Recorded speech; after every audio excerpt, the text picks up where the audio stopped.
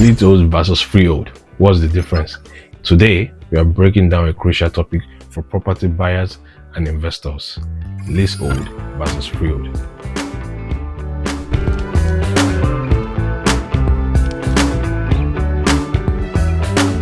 Whether you're buying your first home or investing in real estate, knowing the difference can save you from a whole lot of headache.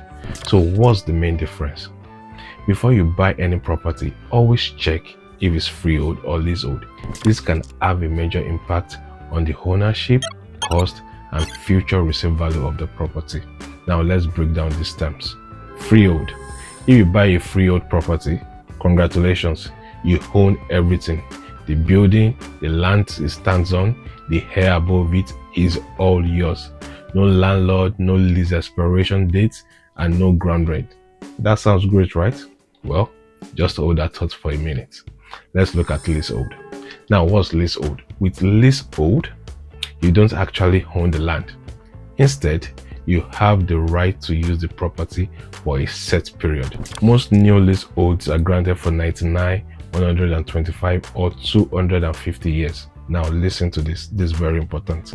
Be cautious of short-term leases, typically leases under 80 years, as they can be very expensive to extend and even harder to sell.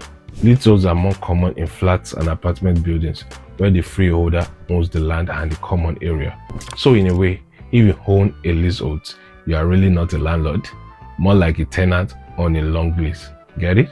Now let's look at the downsides of leaseholds. Number one, hidden fees and restrictions. Leasehold properties often come with additional costs that are not so obvious at first. First of all, we have the ground rent and service charges. Many leaseholders must pay an annual rent, which can increase over time. On top of that, there are also service charges for building maintenance, securities, and the communal areas. Some freeholders increase these charges unexpectedly, making leasehold more expensive over time. Secondly, permission fees.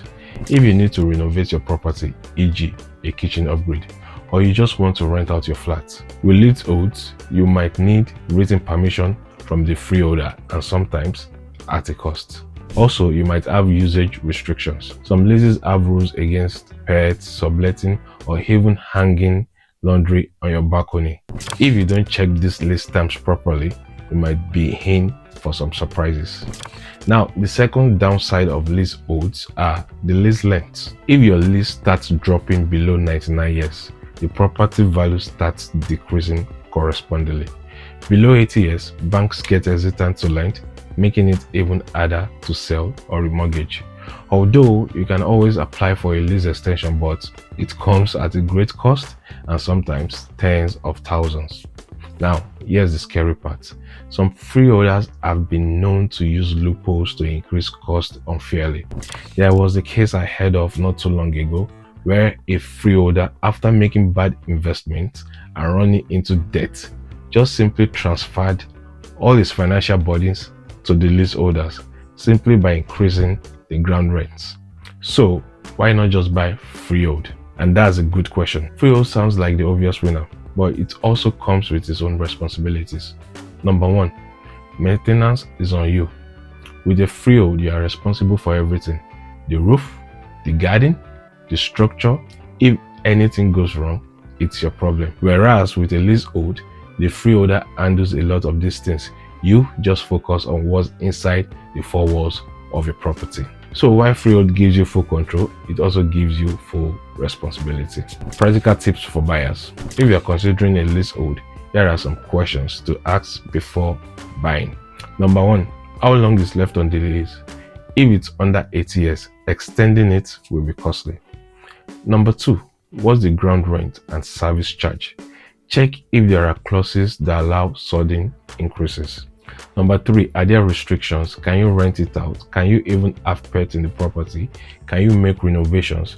Always read these lease terms carefully. Number four, can I buy the freehold later?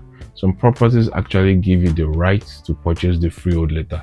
This could save you from future headaches. And number five, are there any upcoming major repairs?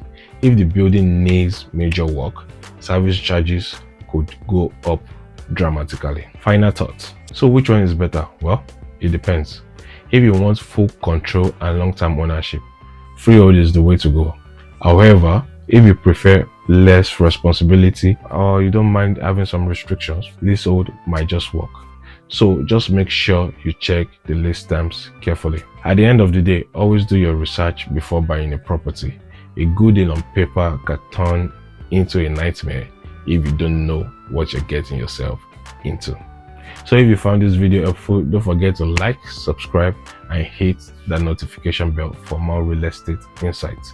See you in the next one.